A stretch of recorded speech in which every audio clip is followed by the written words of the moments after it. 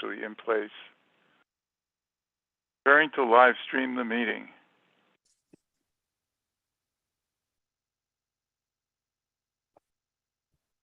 Okay, we should be live on YouTube, and I want to thank everyone for attending tonight. And whoops, hold on a second. I know it. I don't like it when it does that. Okay, that should be okay now. Yeah, I was getting a double feed here. Anyway, I'm Harvey Ferdman. I'm president of the Maryland Heights Township Democratic Club, and I'd like to introduce Sydney Jackson, who's president of the Creve Coeur Township Democratic Club. We run joint meetings for our programming. And, this is one of those nights. So thank you all for attending, and we'll start with a quick Pledge of Allegiance. As soon as I can get my act together to share my screen properly, we'll be in good shape. There it is. Okay. I pledge allegiance to the flag of the United States of America and to the republic for which it stands, one nation, under God, indivisible, with liberty and justice for all. Okay. We have a good program for you tonight. Dr. Sam Page is going to talk with us, and then Missouri House Representative and candidate for U.S.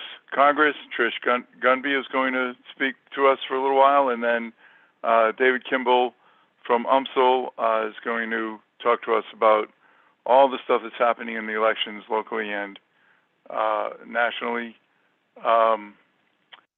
And okay, Sydney's apologizing because she doesn't have her camera working properly. Okay, no problem. Okay. So with that, I will, Dr. Page, if everyone would mute themselves, and Dr. Page, if you would unmute, and I will pin you as the speaker. The floor is yours. Well, thank you, Harvey, and it's good to see everyone, even in a virtual room. This is an exciting time of a long election season with 3 weeks to go before the general election. And there's a lot of exciting races in St. Louis County. I just first want to say thanks to everybody who's been supporting me for the past couple of years. It's been some very difficult times in county government as we are moving on to the other side of the pandemic and talking about some of the other complex issues that are in front of us. It's been a very interesting time over the past couple of years to be county executive. We've been navigating with my administration through really 4 major historical crises, mopping up after the previous county executive resigned and was indicted and went to prison. There's a lot of rebuilding to do in county government. We've been working our way through a civil rights conversation in our community, in our country, after the death of George Floyd. We're all very familiar with the challenges that COVID has brought to our community and to our country. And then most recently, the Dobbs decision has upended abortion rights in our country and really threatened access to health care for women in our community and in our country. Any of these 4 issues would have been challenging. Managing them in the historical context of politics in 2020 and 2022 is certainly challenging. Politics and governing is much more acrimonious than it's ever been. And we're getting, after we get to the other side of this election, we'll be talking about some real challenges around our upcoming presidential cycle. With these complex questions comes a lot of intensity in politics, a lot of acrimony, and a lot of people who will use the political process to say what's on their mind. For the past year and a half, our county council meetings have been dominated by really some of the most extreme positions that one could take in a political setting. And they've dominated the news about county government. I believe we're getting to the other side of this. Things have calmed down quite a bit since the primary in county government. We're very excited about Vicki England's race, and Chris Callis is running a very strong race in the 7th County Council District, which has never been contested by a Democrat. The response I'm getting on the trail is really positive.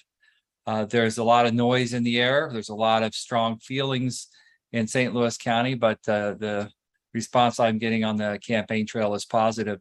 I'm excited about what the next 4-year holds. There's a lot of exciting things going on in St. Louis County. We're going to be building a new airport. We're demolishing Jamestown Mall. There's an exciting proposal that's going to be unveiled soon around Chesterfield Mall.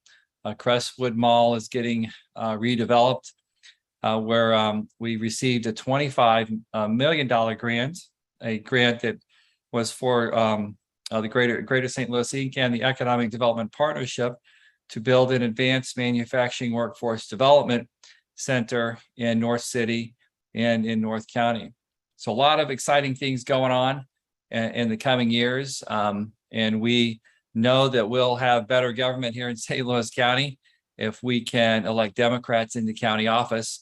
And we're working very closely with the state party and the other candidates for the state legislature in St. Louis County as well. We know Tracy McCurry's race is very competitive, and we have some very competitive state representative races as well.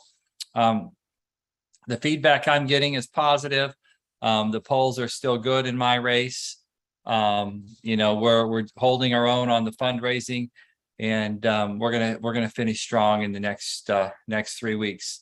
Again, I want to say thanks for your support over the past 2 years. It's really made a difference in my ability to navigate some very difficult times in our history. And I'm going to need your support and your partnership in the next 4 years as we take on the challenges that we have here in St. Louis County.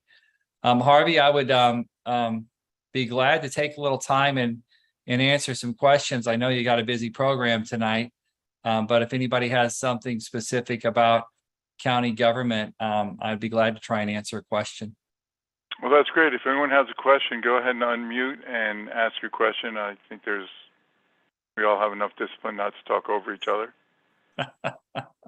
So I have a question. I briefly looked at the ballot and it was very brief. And I don't remember, are there any county amendments on the ballot for November? Oh, it's been a long time since they put amendments on the ballot. And I guess I should be ready to answer that question. I'd have to stop and think. I think there's a whistleblower amendment on there, which is really fine. It would be better managed as an ordinance instead of a charter amendment, because amendments to the charter or the Constitution are very difficult to change over time. As if you have an unintended mistake, it's very difficult to correct if it's in the charter and the Constitution. But the concept of whistleblower has always been fine for us. Just getting the details of it worked out has been challenging. Wasn't that on the August ballot? I don't remember if there's anything else on the ballot, though. Wasn't that on the August ballot? No, I thought there was something on this ballot too. Okay. Was that on the August ballot? Well, then I am confused. I'm sorry, folks. It's been a long day. Thank you for the redirect on that. Yeah, I didn't see anything on the sample ballot that I got. Yeah, it's all been a little bit of a blur, but we may be getting through this ballot without any charter amendments, which would be interesting in itself. There Are are there any other some, I questions? just couldn't remember if they were on the county level, but I can go back and look at the ballot again. I just was trying to see if I could get a cheat code. There's some constitutional amendments for the state, we've talked about them a little bit. The medical marijuana is the biggest one that you'll hear about. Okay, thank you. There's a question in the chat. What kind of support does the county get from Ann Wagner? Well, it's no secret that I'm for Trish, and it'd be great. This is a tough election cycle, and Trish is running a great campaign, and I hear that all over St. Louis County. We have a working relationship with Ann Wagner. We don't agree with the position she takes on a whole host of issues, and I'm excited about an upgrade in our member of Congress. But we after the elections are over, we find a way to work together. Does she actually bring any financial benefit, contracts and things for Boeing or other things from the federal government to the county that we wouldn't otherwise get? Well, I think Ann is a supporter of the defense industry. I don't know that members of Congress really bring contracts home. I think those contracts are awarded through the award process in the Department of Defense. Are there any other questions?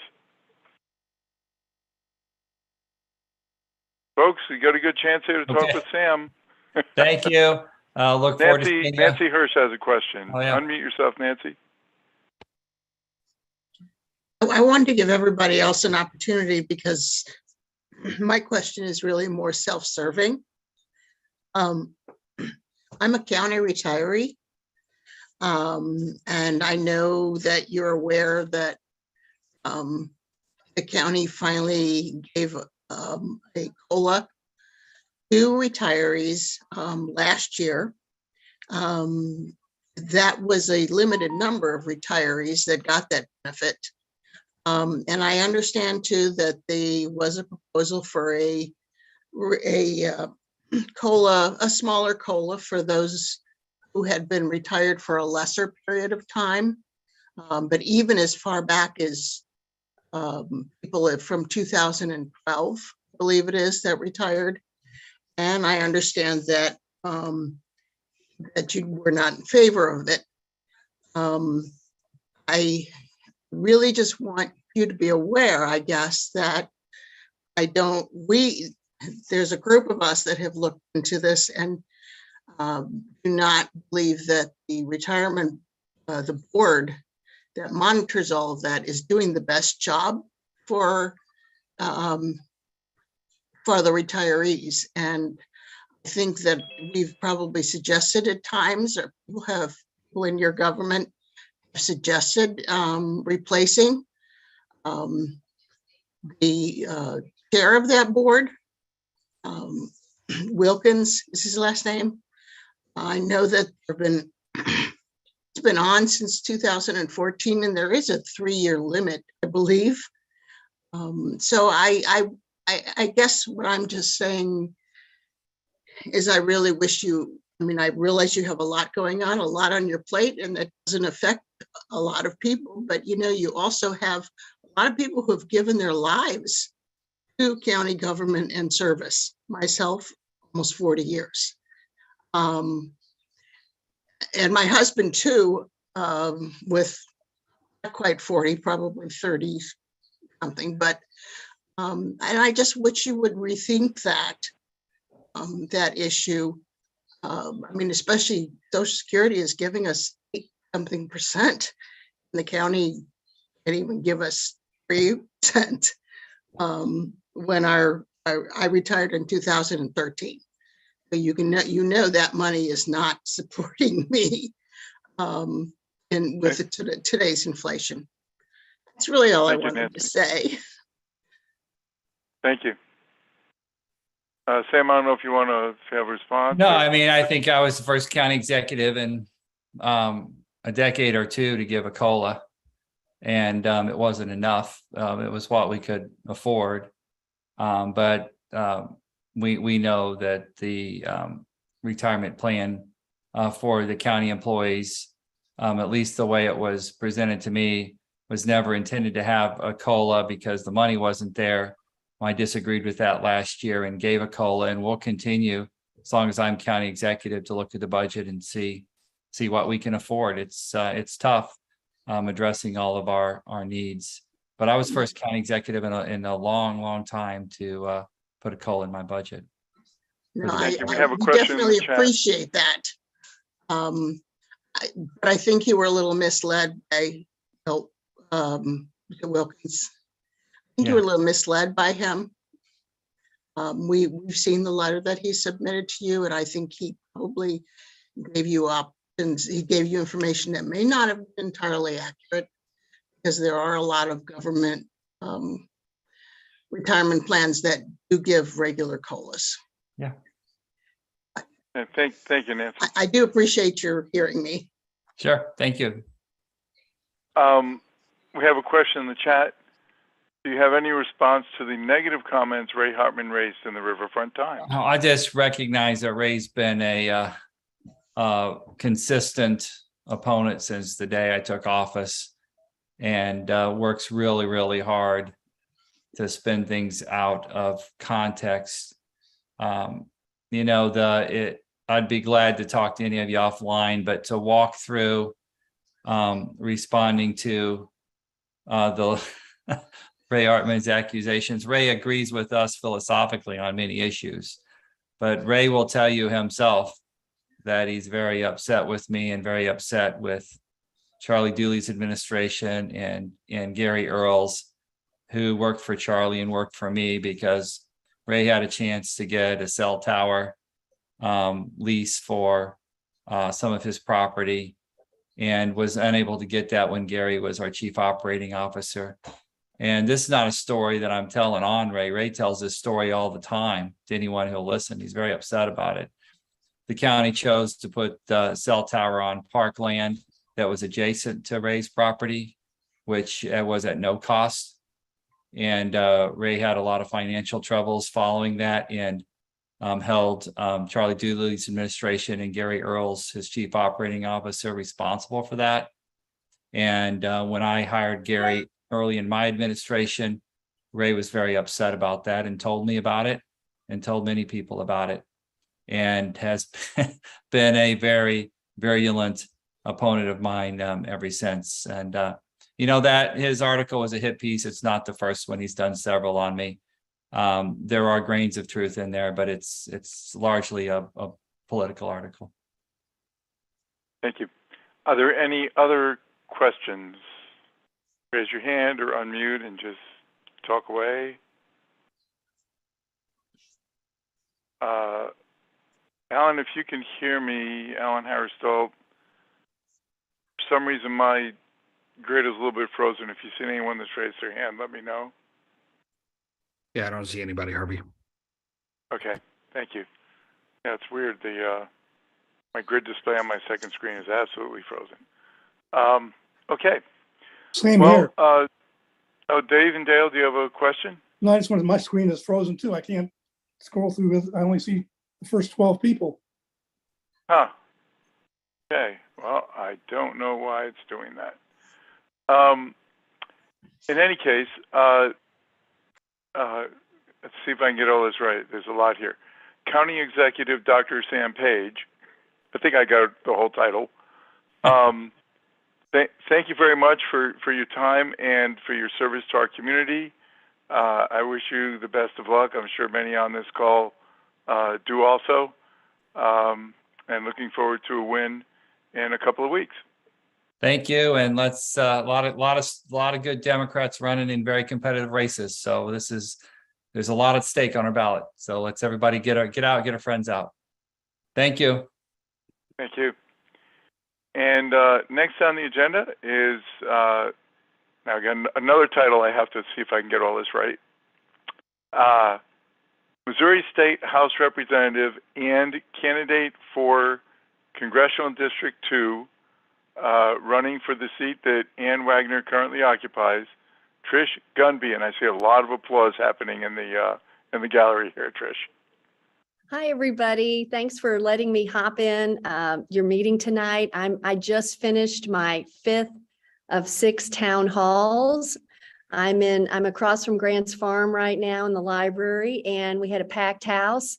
Virtually every one of these, we've had a packed house. We have been in St. Charles, we've been in Baldwin, South County twice, we've been in Richmond Heights, and next week we end up in St. Clair in Franklin County. So just doing the work that Ann Wagner refuses to do. So real excited. We're 22 days away. And I will tell you what I've been hearing in these town halls, and certainly what I'm hearing as we've been door knocking for over a year now, is there's absolutely a path to beating her. I will tell you that moderate Republicans and independents, when we ask them at the doors, what has Ann Wagner done for you in 10 years? And we're met with comments like, who is Ann Wagner? We feel hopeful and we are energized, and we know that there's a better way, certainly, to serve. And we're making that known. We're also talking about all the issues when we talk to voters. Her anti-choice position, the fact that she voted against access to birth control, the fact that democracy is at stake. And we really need to worry about the future of our elections, certainly here in Missouri. We've seen an election law that's in place now. It's going to let us vote for 2 weeks, no excuse absentee, but it puts some parameters around that. And so we're telling people, make a plan to vote, get folks out to vote, learn about the ballot issues, learn about the candidates, have those conversations. And we've been doing that literally since last August. So what I want to just tell folks is we have a path to beating her. There are so many great Democrats on the ballot. We're all knocking doors, calling folks, having events, raising money. And we still need to do all of those things for the next 3 weeks. I've had some direct mail that's dropped. There'll be another piece this week. I just did a radio and television spot. Those things will be coming, but we still need financial support to get us over the hump. And we also need people to work the polls for us. I'll drop something in the chat when I'm done, but we are needing people to work polls, obviously, across the whole second, which includes Franklin and Warren County. And so if you want a little drive, head out that way and greet voters and tell them to vote for Trish. So we will keep at it until this is all said and done, but we absolutely believe we can beat her. And we've had moderate Republicans tell us that, and we've had independents tell us, if you've driven 45 minutes out here to talk to me, I'm going to vote for you. So thanks for the opportunity to speak with you tonight. Any questions? If anyone has any questions, just go ahead and unmute yourself or put them in the chat. I'm not hearing any questions at this time. I don't see any hands raised. Alan, you see any hands? No, I think we're all pretty sold on who the better candidate is in this race. Yeah, there's a couple of things that just came up in the chat. Oh, okay, from Trish. And tell people to make sure that they're aware of the ID requirements in order to vote. Right. Let's see. Unexpired government. Yeah, can you see the question in the chat, Trish? Oh, high school government teacher. Yeah. Well, let me just say, as a state rep, I've served 3 years and I've already had 8 town halls. So the answer to that question, would I host a town hall? Absolutely. That's part of the job, in my opinion. And she doesn't obviously do that. She has not for 10 years. And tonight I heard overwhelmingly people who have tried to meet with her on a variety of issues, and she just refuses to meet with her constituents. And I hear that over and over again. So clearly we can do better. She makes way too much money and just does not serve her constituents. So would absolutely have a town hall. Looking forward to it. For those of you who have seen Ann Wagner's latest TV ad, and the fact she's up on TV hopefully means that she's a little bit nervous and you're getting more traction than she would like to see. The question is, Trish, based on that most recent ad, if you win, will you drive around with a kitchen table in the back of an old pickup truck? I find that whole ad just rather humorous. Somebody who's refused to talk to anybody, and here she's dragging her table around in factories and garages and talking to folks. we'll figure out a creative way to reach everybody, but let's just say she hasn't said my name at all, and I think there's a reason for that. So we're just going to remind people about her extremist positions and her votes and why there's a better way. And we'll keep doing it. And if you would, is there anything that people can do to help your campaign between now and Election Day? Absolutely. Go to trishgunby.com. You can click the Get Involved link. It will list all of my events, whether it be phone banking, town halls, door knocking, the poll workers, all the different things that we're doing up until our watch party. That'll be coming on soon. And so just get involved. It's all hands on deck. All hands on deck. If you haven't done, I know I see a lot of faces here. They've helped me for the last year, whether you've done it 20 times or never done it. We will train you. We will equip you. We will make it easy. And this is how Democrats win back the state. There is no other way. It's talking to voters. And I've won twice with this strategy, and I plan to win again. I just need help in doing that. So sign up to help us. Thank you very much. Appreciate it. Any other Thank you all. questions? Are we hearing and seeing no questions? Why do people vote for her? Oh. Well, the thing that's interesting is she had 3 primary opponents that garnered a third of the votes. So even within her own party, there's dissatisfaction. She's vulnerable. And I'll just leave you with a conversation I had with a gentleman in Sullivan, clearly a Republican, who we went back and forth and sparred for 15 minutes when I door knocked there about 6 weeks ago. And he said to me, and I said to him, will Ann Wagner ever be out here on your driveway talking to you about what's important to you? And he said, of course not. And at the end of it, he said, I think I'm going to vote for you. That is why we do the work we're doing.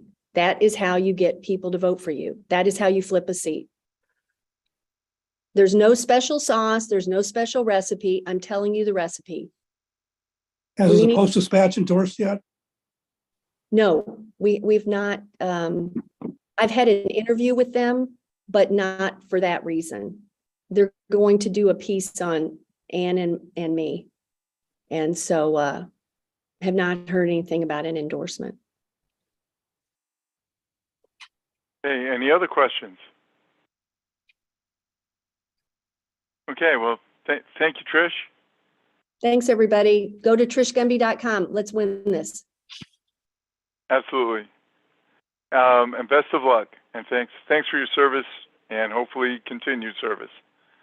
I guess I need to apologize a bit to County Executive Dr. Sam Page. That's a mouthful. I didn't ask him what you guys can do for his campaign, but I think if you went to his campaign website, there's probably plenty of opportunities to sign up and help out there as well. And one more opportunity to participate I'd like to tell you about, and that is, where did it go? I'm having my interesting challenges today. Hold on a second. For some reason, I want to show this to me. Well, we'll do it another way, and that is, I will show you a postcard that Wesley Bell has put together. I don't know if you guys can see that. I think you can. So he has them in packages of 20, and you'll notice there's no address and there's no message yet. That's because he's looking for volunteers. This is really a good campaign. These postcards are going out to, everyone's familiar with the VAN, I assume, the Voter Activation Network, that has a list of who's voted in what elections. And these are targeted at people who have voted in the presidential elections but have not voted in the midterms or the most recent midterms. So these are registered voters that are the folks that don't show up for the midterms. It's really important they show up. I sent out a MailChimp message earlier from Maryland Heights Township with my home address. There's a box in the front of my house on the front porch with these. Each one is 20 postcards, and it comes with a list of addresses and a suggested friendly message to ask people to vote. So if anyone's interested, you can come by my home anytime. It won't disturb us because they're just out on the front porch, and take as many packages as you think you can fill out.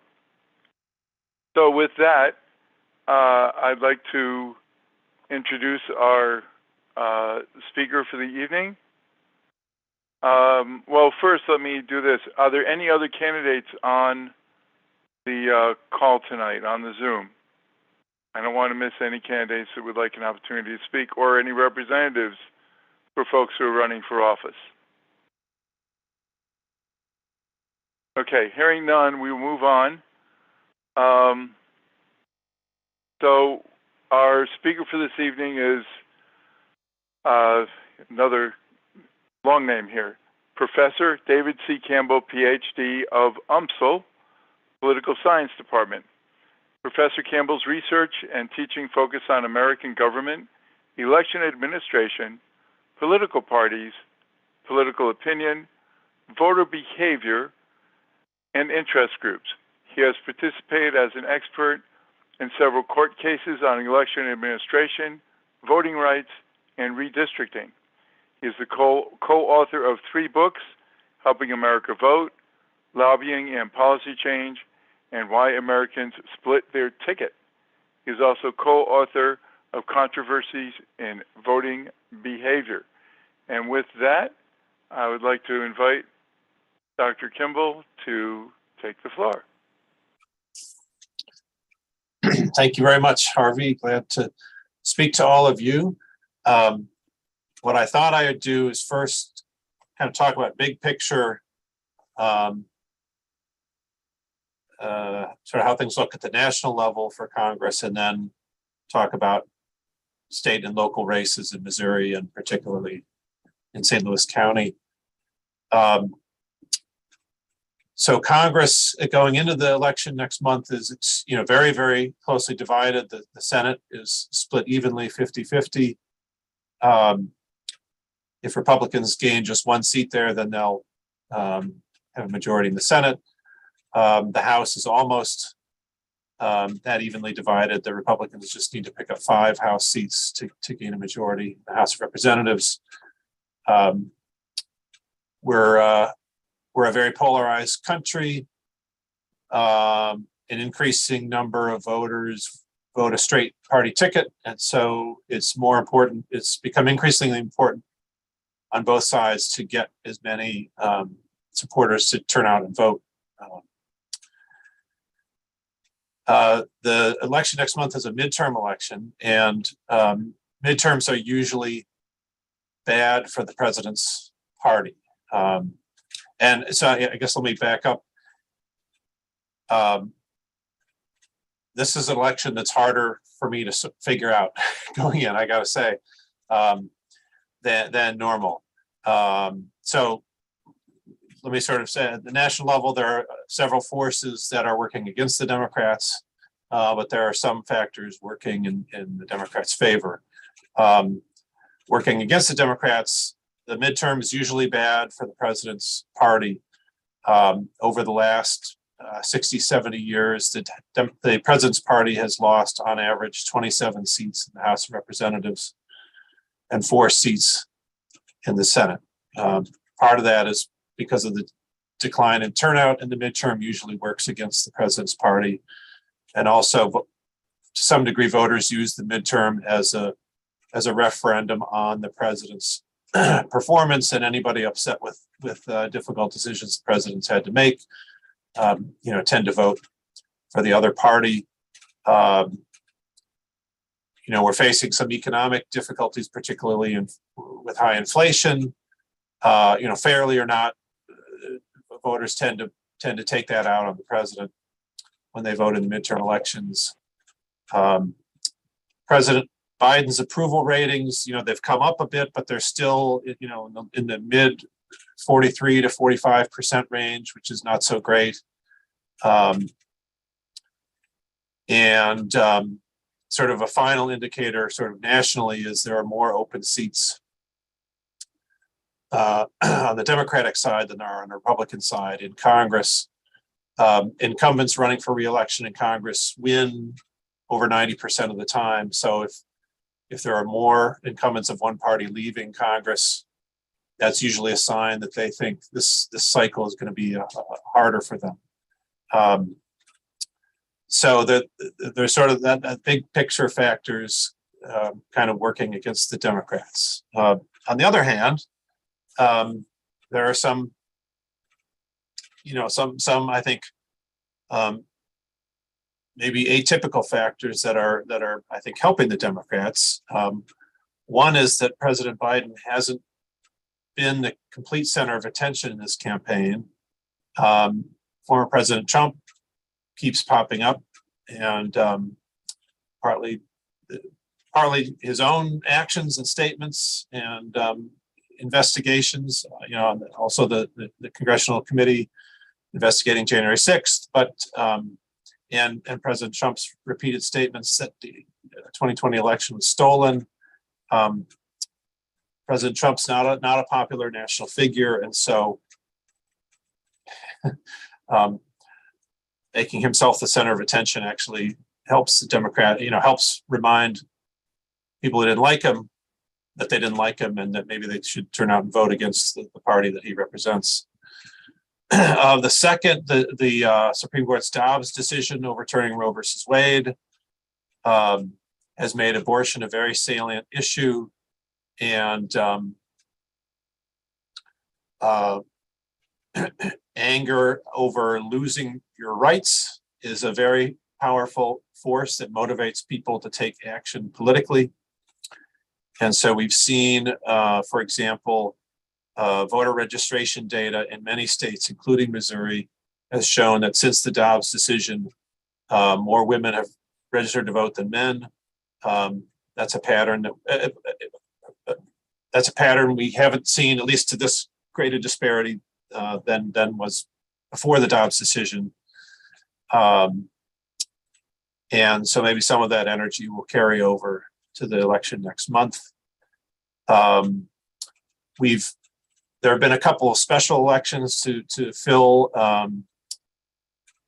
House seats in other states. When a legislator resigned or passed away, and Democrats have done better in those special elections than expected, and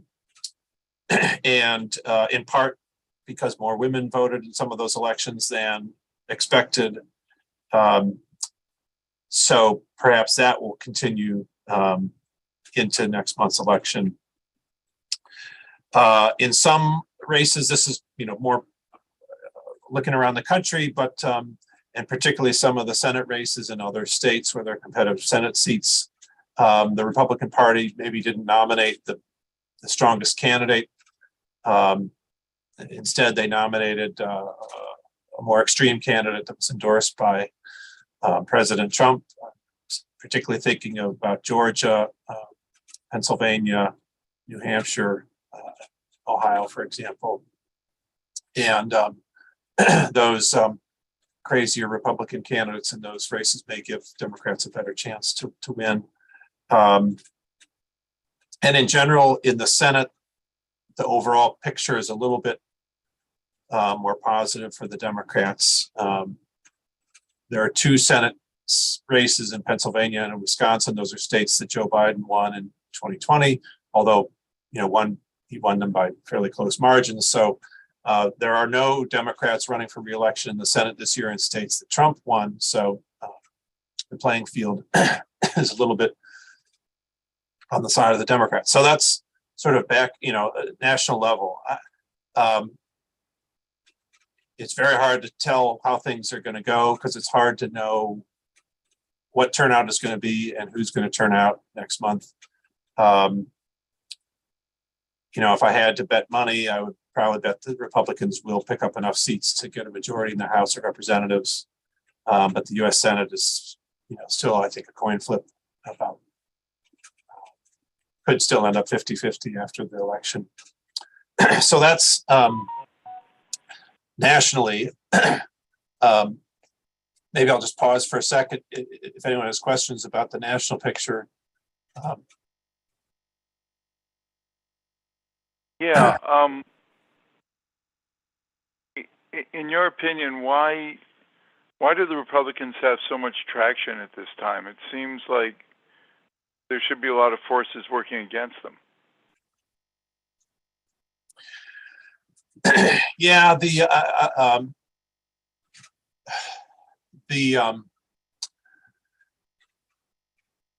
unhappiness generally gets directed at whoever the president is, whether fair or not, particularly unhappiness over economic conditions.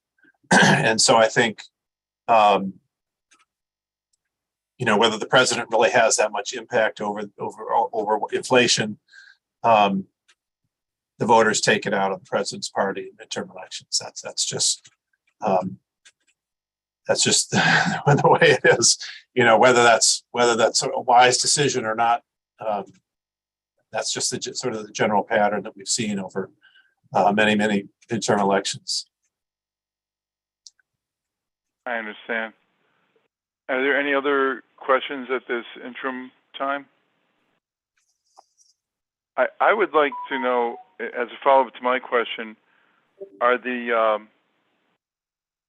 January 6th hearings having any impact on any of the Republican base? Are they paying attention at all? Do they care? Do they believe it?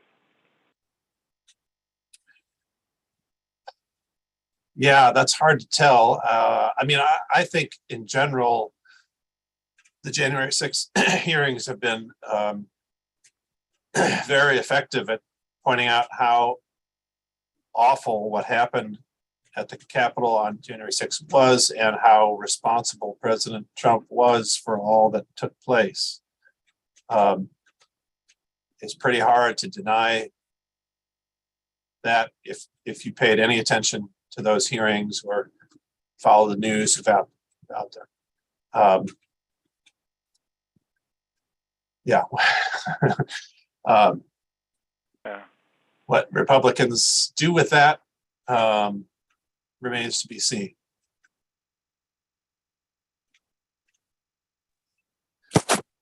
And his responsibility for January 6th was the fact that he was lying all along about not winning the election. He knew the hearing that they established beyond a doubt that he knew from the very beginning that he had lost. That should have some kind of impact on Republican voters. Yeah, I think, I guess I should say, it's a sore spot for me just as a political science professor, because I've been teaching elections for many years, and I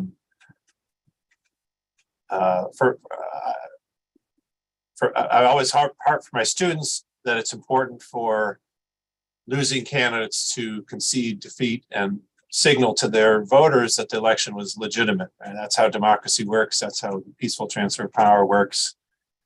And for years, it was a minor thing, and the students kind of thought I was like a Miss Manners of teaching by harping on that. But now we're seeing why it matters, because President Trump, refuses to acknowledge the obvious, that he lost fair and square, and it's caused all kinds of problems for our democracy.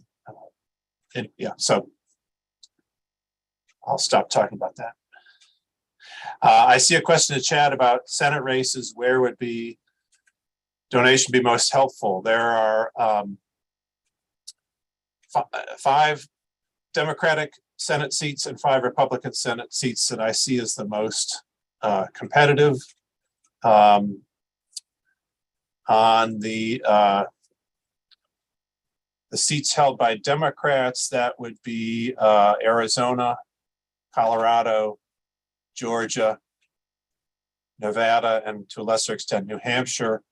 The 5 Republican seats that I think are most competitive are Florida, North Carolina, Ohio, Pennsylvania, and Wisconsin.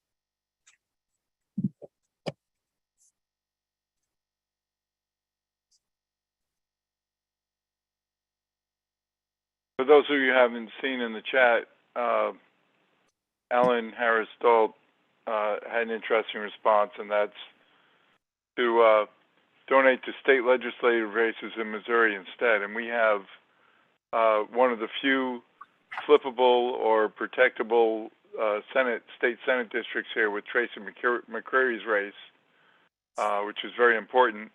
And we have, of course, Trish doing her work.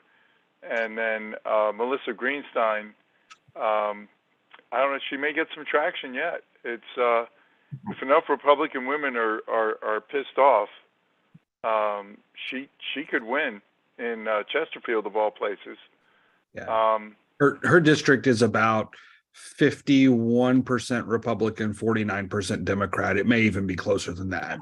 It's a lot closer than the typical the 10 years ago assumptions about Chesterfield. It's really close, and she's putting in the work. Yeah, that's an open seat too, which increases the chances a little bit also. Yeah.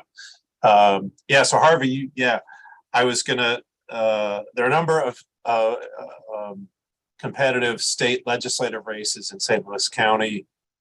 That 24th district state Senate seat with Tracy McCreary is probably the most competitive in the state. Both parties are spending money there. The Republican Party fundraising infrastructure statewide is bigger, so they're dumping more money into that race probably than the state Democratic Party. So that's I'd say the number one state Senate race in Missouri. And there are a few other state house races in South County and in West County that are competitive, in part because we've seen gradual Democratic strength moving slowly westward through St. Louis County, and also the redistricting, changed the boundaries. So even for incumbents running for re-election, that their districts changed, their boundaries changed. That means that they've got some new voters, they lost some voters they used to have. So that also makes it a little bit slightly easier for a challenger running against an incumbent. So I see in the chat on the state side, we've got the U.S. Senate race between Eric Schmidt and Trudy Bush Valentine. Then we've got the state auditor's race as well. It's an uphill climb for the Democrats in those races. Missouri, has become a red state. Trump carried Missouri, I think, by 19 points in 2016, by about 16 points in 2020. Eric Schmidt, is the state attorney general. He's won statewide office a couple times already. Whether you like him or not, he's a formidable statewide candidate, and so it's going to be. I think Schmidt is the heavy favorite to win that Senate race.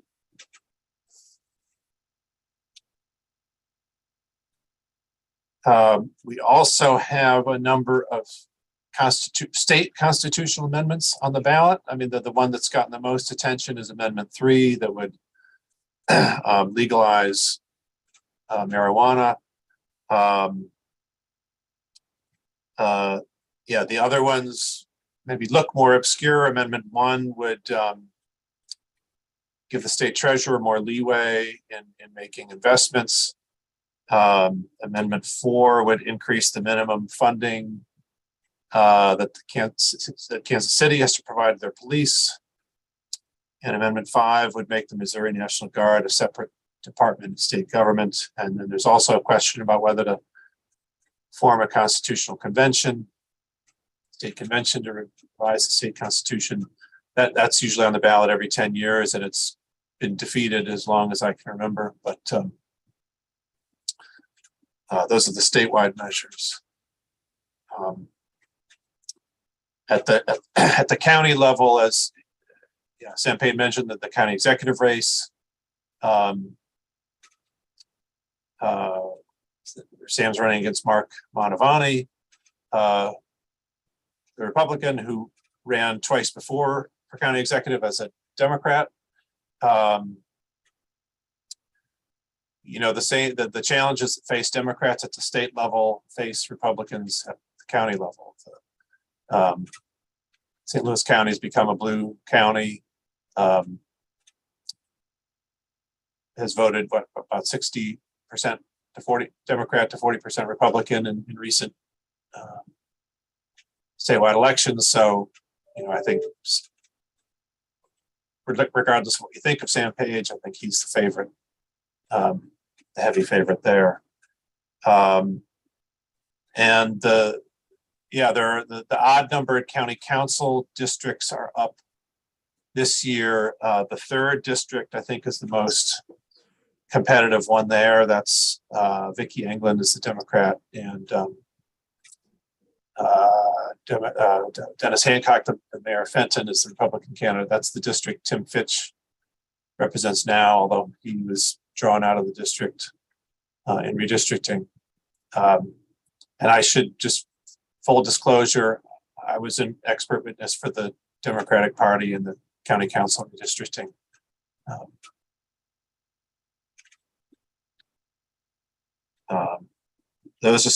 And then we haven't talked about the second congressional district, Ann Wagner versus Trish Gunby.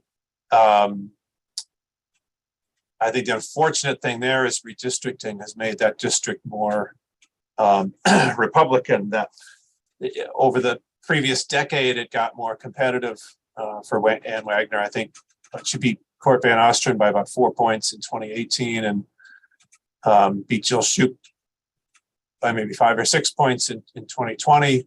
That was a district that in Missouri that most reflected the sort of westward movement of Democrats in St. Louis County.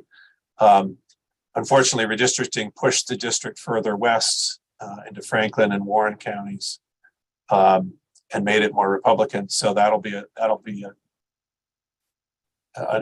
tough battle for Trish Gunby, but she's waging a very strong campaign, and she has a track record of she won a state house seat that had been a Republican seat previously in West County. So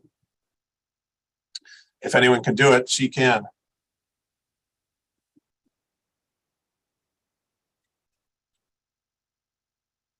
Let me pause there and see if there are questions. If there's any questions, if you'd unmute yourself and go ahead and ask away. On the one thing I didn't mention on the state legislative districts, there are a couple districts in St. Charles County, just across the Missouri River, that are somewhat competitive. I think probably the most competitive of them is the 105th, which is Adam Schwadron is the Republican incumbent. Cindy Byrne is a Democrat running against him. So that's another one to watch.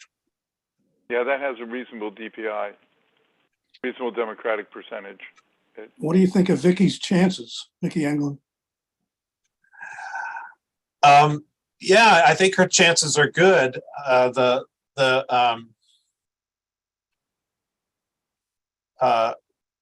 districts, I'd say leans slightly Republican, but it's gotten more competitive because more Democrats are, moving into West County, and so the federal judge ended up drawing the new county council boundaries, and I think,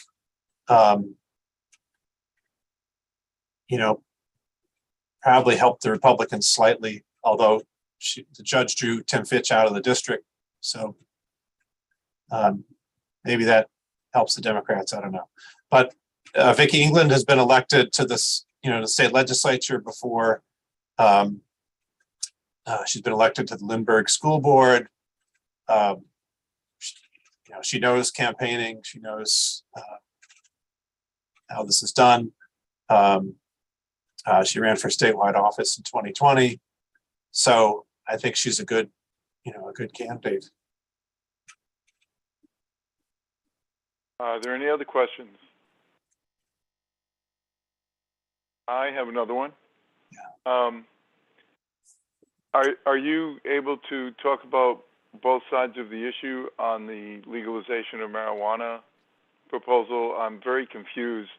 I've been trying to figure it out, and it just doesn't. I can't make sense out of it. Yeah. A little bit.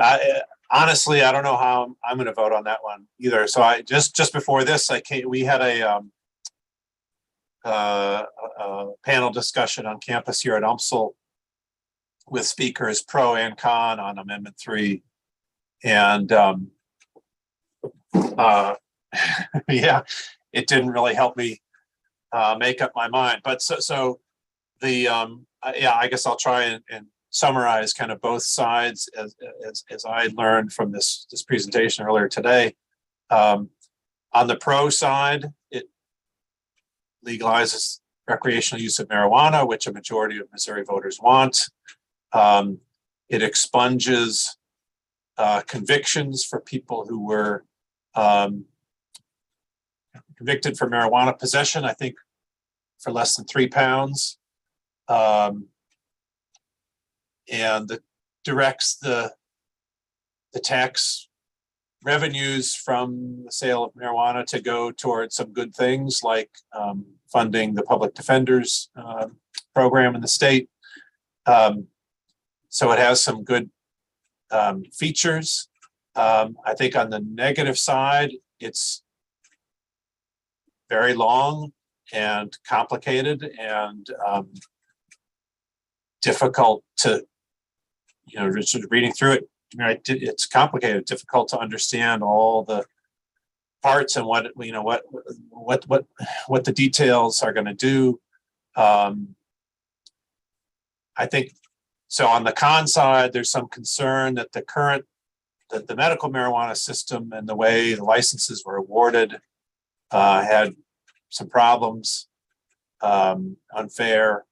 Right, some people were awarded licenses, others weren't, and they basically had the same rating on the applications. And there's some concern that Amendment 3 would basically give additional advantage to the individuals and companies that already have the medical marijuana licenses.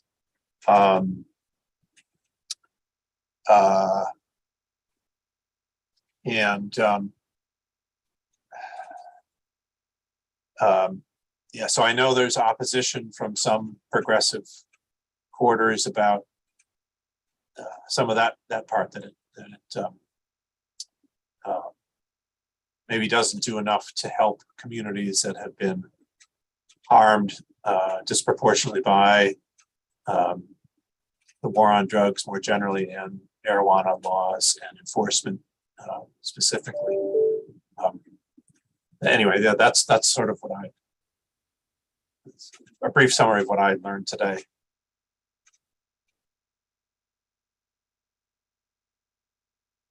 Do you have any concerns about or were there concerns raised about the portion of the bill or the referendum that talks about releasing people from prison?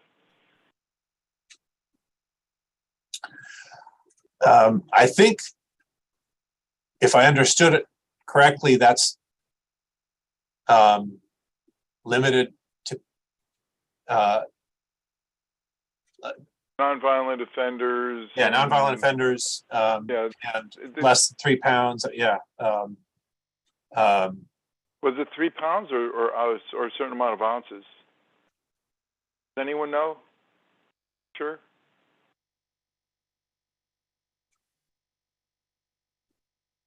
Don't know. Okay. But it sounded more like it wasn't necessarily 3 pounds is like a dealer. It sounded like it wasn't even looking to let the dealers out. But in any case. Right. Yeah. So there's an interesting trade-off in my mind, just for folks. People who should not be incarcerated, these are minor offenses and they've been behaving in prison and they were nonviolent and it's just marijuana stuff. A lot of us grew up with that in my age group. Letting those folks out versus trying to address the equity situation. They're both equity situations, and so it's an interesting conundrum. Anyway, there's another question that came up in the chat. Don't see it right now on my. Maybe someone else can pull the chat. Oh, there it is. What do you think about the National Guard amendment?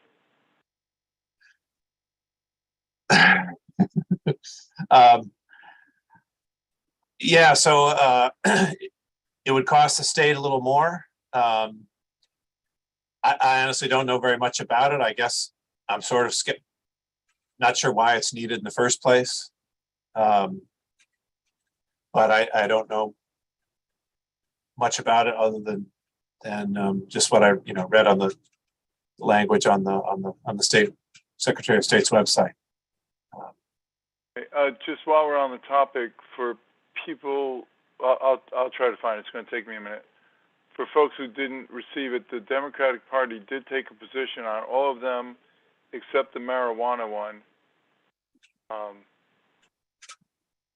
So I will find that while we continue with the meeting. Unless Alan, you can find it. I can go look for it.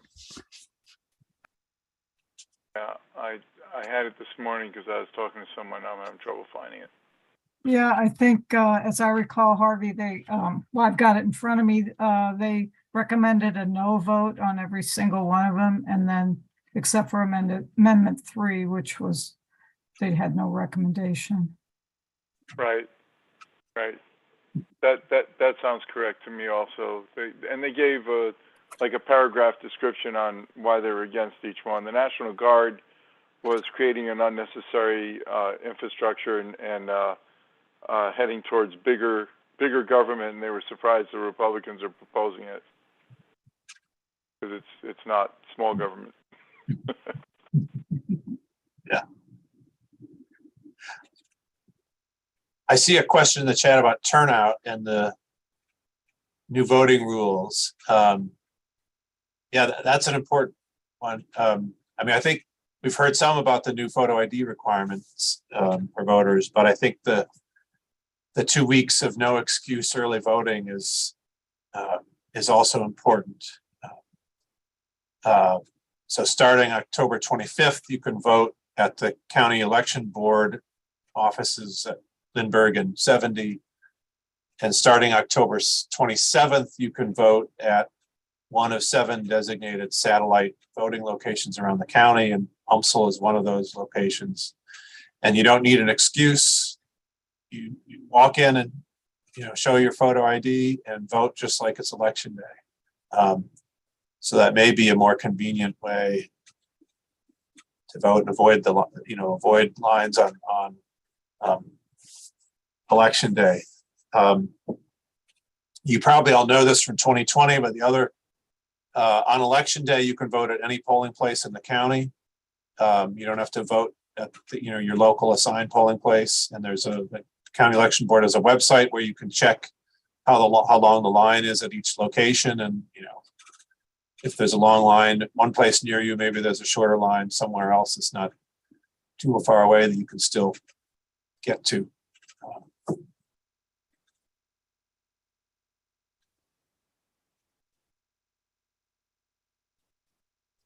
Are there any other questions?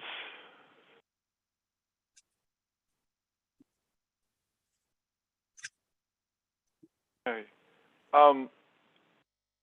I don't know if anyone has looked at this, Professor, but one of my curiosities is how campaigns use the early voting statistics.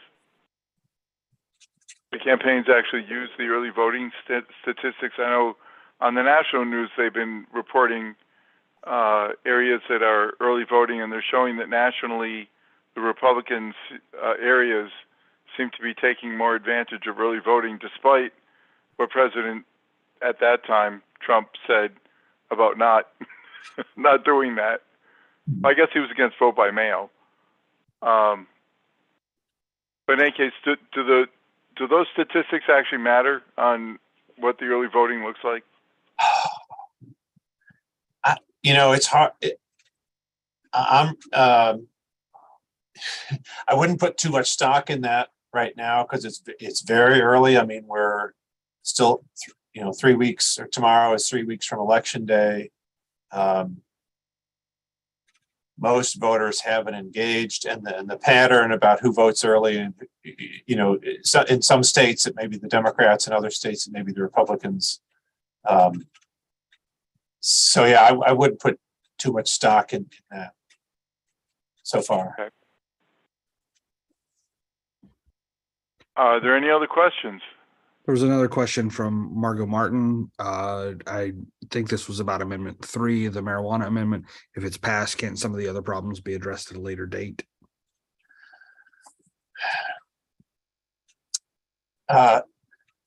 In theory, yes. The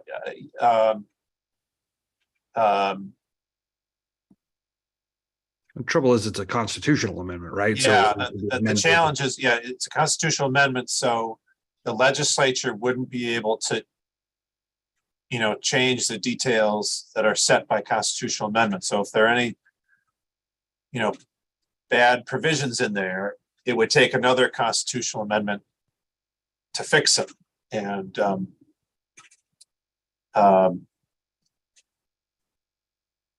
so, and the forces that are pushing this one, once they get it, might feel like, great, this is all we need. Don't need to fix the things that others say is problem. So it's hard to know what might get fixed in the future.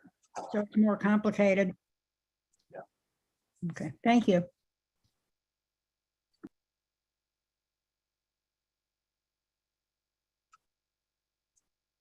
Any other questions? Thank you, Gene, for putting in all the places you can vote.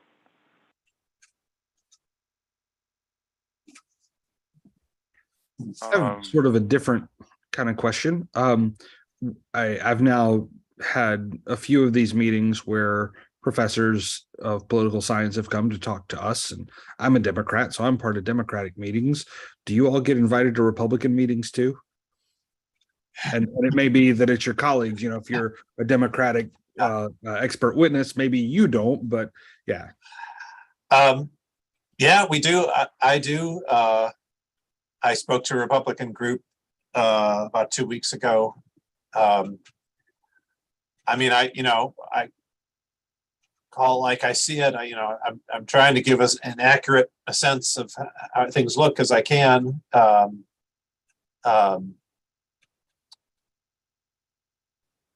So yeah. Anybody who invites me, I'll go speak to them.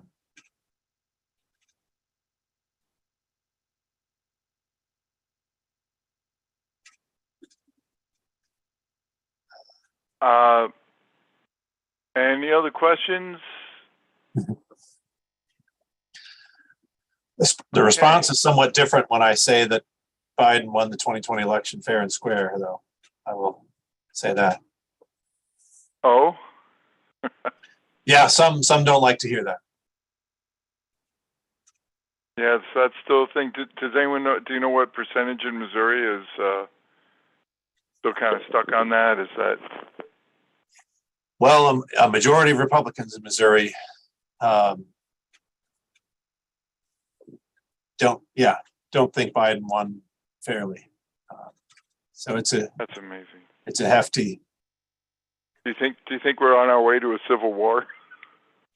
Mm-hmm. Yeah. We're on our way to more conflict. I don't know that it'll get to a civil war, but it's not a good place to be. political scientists who study authoritarianism in other parts of the world say one of the key things to look at is when the government loses an election, what do? Right? Do they step aside and say, okay, you guys won, or did they refuse to step aside? And when they refuse, bad things follow. And so I'm worried we're going to see more bad things in our country. Okay. You have any closing remarks you'd like to make? Predictions? Well, I mean, yeah, I gave my predictions for Congress. The local level, it's harder to judge because I've seen no polling and just so it's harder to get a sense of how things look for some of the local races. Understood. Okay. Um, Well, Can I get you to go on the spot about Senate District 24, Tracy McCreary and George Shruza? Yeah. And also, do you think the Democrats will get out of the superminority in the state house? Yeah, I mean, I think Tracy McCreary is going to win the 24th. I think she's a stronger candidate. She's run before. She's running against a person who hasn't run for office before. On the House, I think for the Democrats to get out of the superminority status, they kind of need to run the table on, or just about run the table on the, in the most competitive state house districts in the state. The redistricting helps the Democrats a bit because it created some more districts that are in reach. And those districts are, in areas where Democrats can compete, St. Louis County and Kansas City area, around Springfield. So, but I don't know. It may be a tough one to win all those, to win that many of them, all together. So probably not, but it's possible.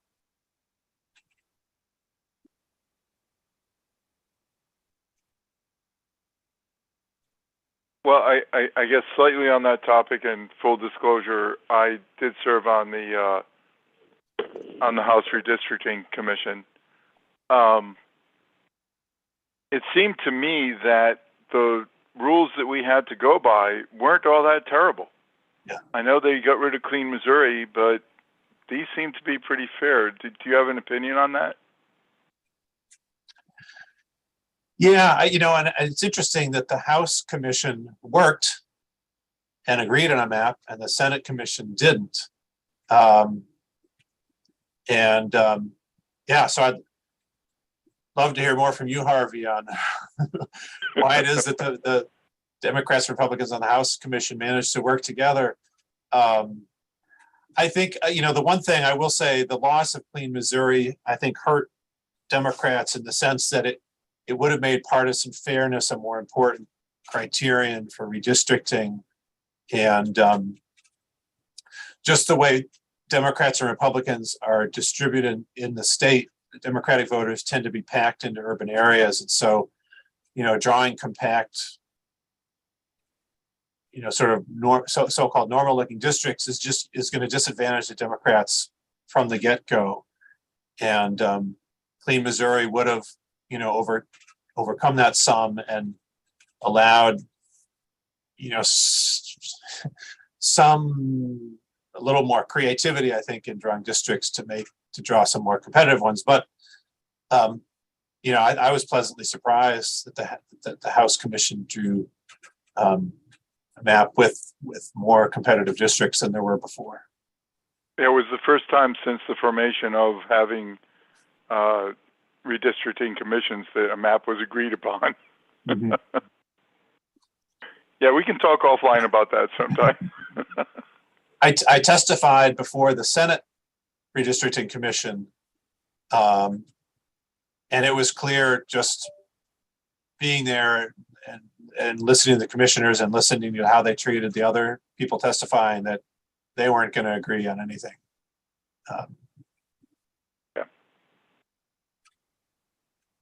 Yep. Hi, this is Nicole. So I served on the State Senate Redistricting Commission, and I still have envy from the House Redistricting Commission, Harvey, that they were able to get the thing done and we were not. They had a very good process and plan, and Harvey will know what I'm talking about with one plan and two maps following the rules, which I think was an excellent idea.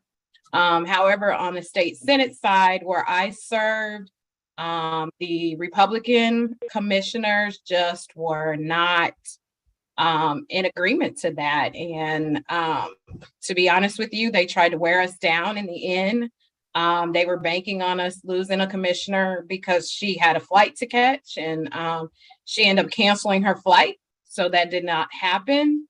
But they just were not willing to work with us. We use the House as an example. Like your friends on the House side, our friends, this is what they're doing, and we think this is a wonderful idea and we should do the same thing. But they just were not cooperative and or willing to work the same plan that the House commissioners work. So again, all these months later, I still have envy. One other, I think, nice feature of the House Commission map is it kept, to a greater degree, it kept municipalities intact, particularly in St. Louis County.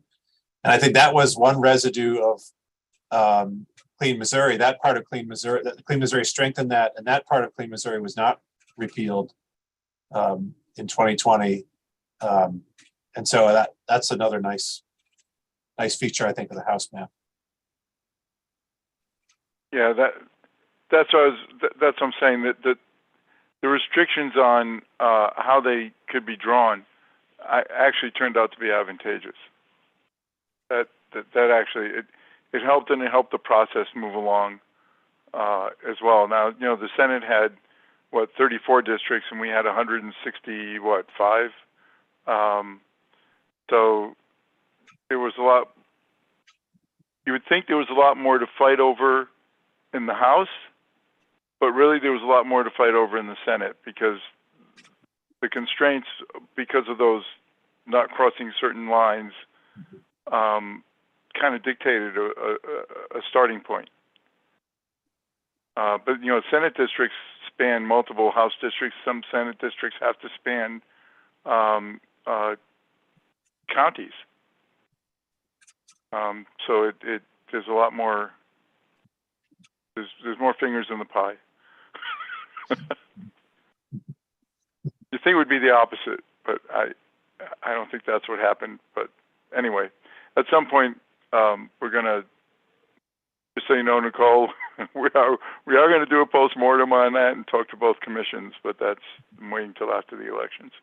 Okay, that'd be great. Yeah, I've been asked to do that.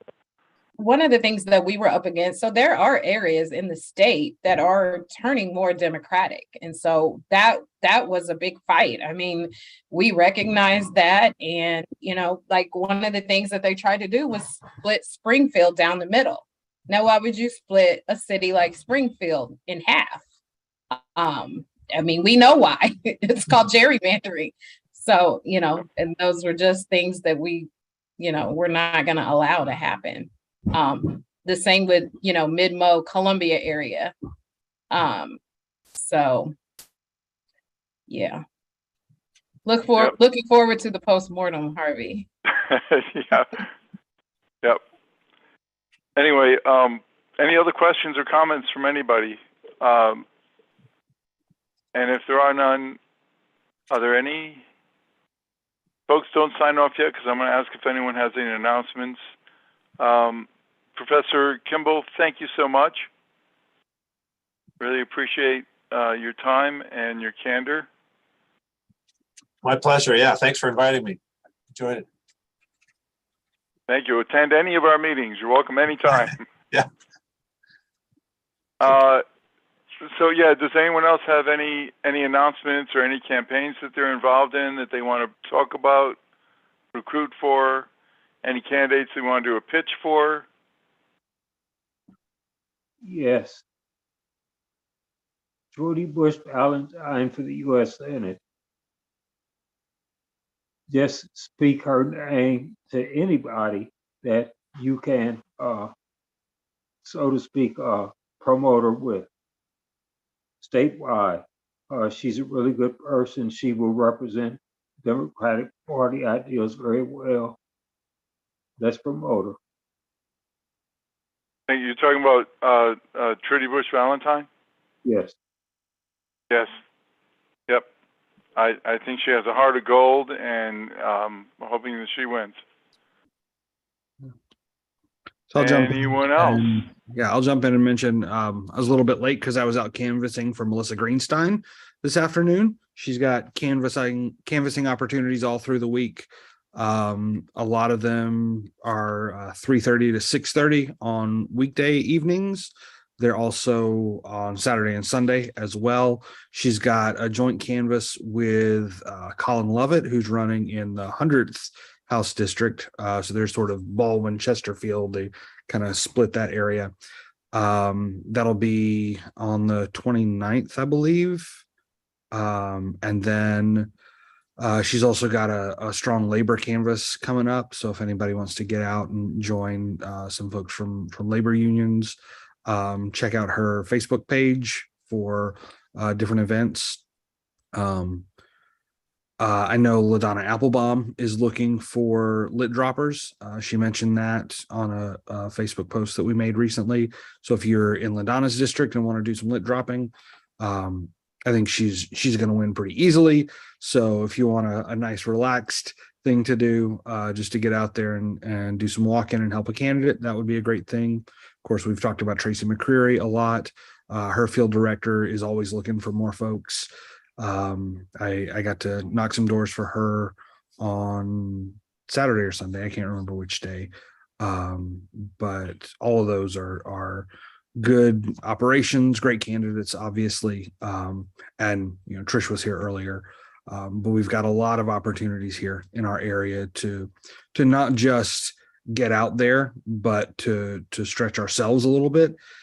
It can be tough to knock doors, but as I've been doing it, I get better and better at it. And so, you're not going to get better later if you don't start not so good now, right? So I think it's really important to start when you can, because there really isn't a better way of getting votes for our candidates than getting out and knocking doors if you can.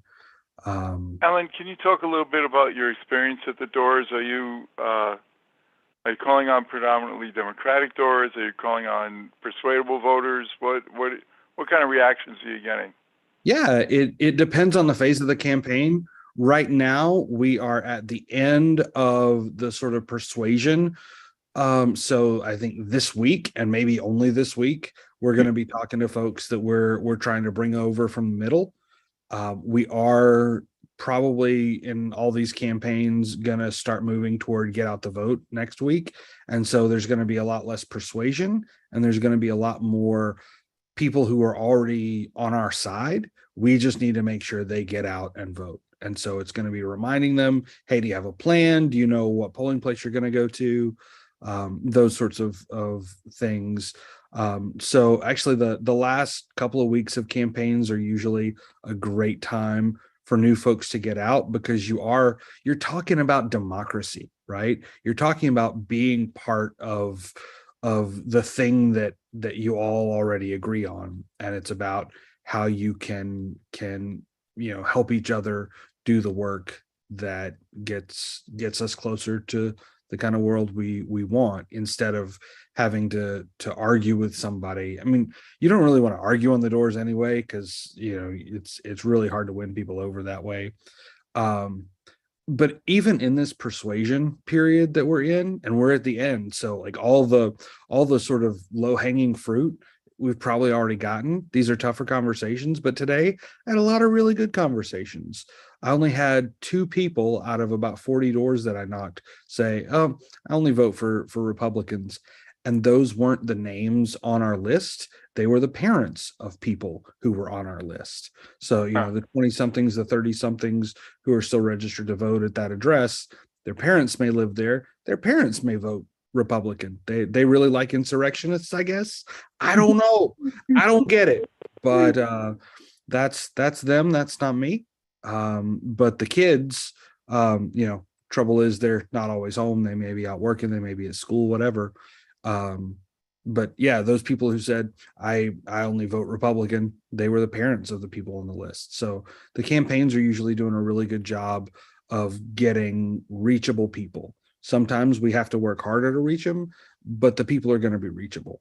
And like I said, starting next week, it's going to be a lot more, just talking about voting, which I So hope. again, if you want something outdoors, getting some fresh air, it's a good time. I'm guessing that a lot of those campaigns are calling on the same voters that these postcards are targeted at. The folks, I don't know if you all remember. Oh gosh, I can't remember her name now. She ran for a statewide office. If as many people had voted for her during the midterms as voted for her on the presidential years, she would have won a statewide office in Missouri. And this is repeated over and over and over again across the country. So getting involved in these campaigns now, where they're getting out the vote, they're getting those folks who don't vote in the midterms to realize how important it is, especially now with the Dodd decision and now all the unusual power that's been put back into the state's hands. It's really important. If you want to stay home and do something, then come by and pick up some of these postcards. Someone put in the chat that despite what I have on the literature here, it says these can be mailed as late as the end of the month or returned to the campaign, and they'll put the postage on and get them mailed. So you still have plenty of time. There's 20 in a package. Do I hear a bid? Do I hear $10? Anyone? 10. Do I hear 15? Now, there's 20 in a pack. Come on by, fix them up. You can do it while you're watching TV, or for that matter, just like some of our folks tonight, do it while you're on Zoom. Okay. Any other closing comments from anybody? Floor is open. Okay. With that, I'm going to say good night to everyone. Thank you. See you in a month. It'll be after the election. It'll be interesting to see how all this turns